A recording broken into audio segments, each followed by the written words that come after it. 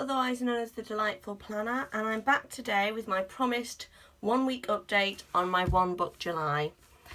I'm still in my A6 Traveller's Notebook that I made myself from Horween leather, but there have been some changes.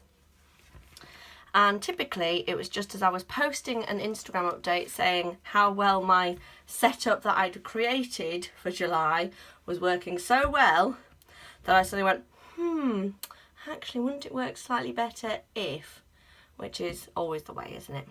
Excuse the messy desk, I've been setting up some photographs that will sort of go at the beginning and end of this video, and I thought it'd be quicker just to start filming than trying to clear everything out the way again. So I'll give you a walk through. Got my old faithful uni ball pen in here. They don't make this one anymore because it's such a fine tip. I'm working my way through my back supplies. I've currently got my Hobonichi weekly insert in here for 2018, so I'm still using that. I've still got my Hobonichi, I'm going to terribly mispronounce this, sorry, Takao. Apologies to anybody who can actually understand Japanese, because that will have been awful to your ears. I've still got that. This is still a day to view, and I just use it for basically using the bullet journal method in here for my running to-do lists, my putting in appointments, my planning. I then have my journal, and the bit I've changed, I've taken 2 of my other notebooks out, but I have added this in its place. Now I'll tag the video below because I believe I've made a video saying about how I'd started bullet journaling in an A6. Sorry, I've just had to do a whole bunch of editing because I've been having a complete brain fart.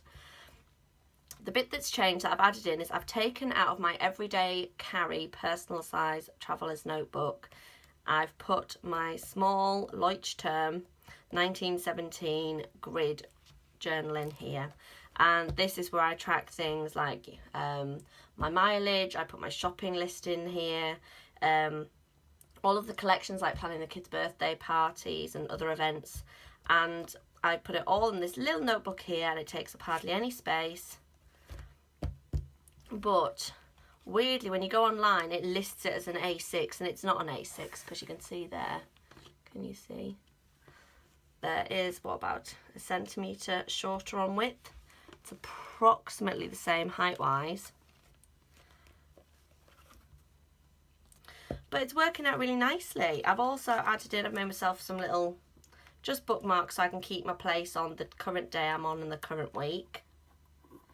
And otherwise, so far, simplicity is working out really well for me. I've been surprised at how easy the transition to being in an A6 has been.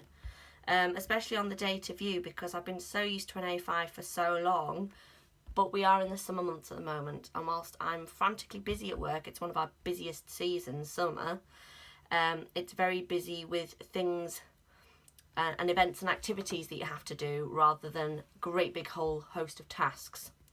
So that may be why it's working now. We'll have to see if it continues to work past July, but so far so good.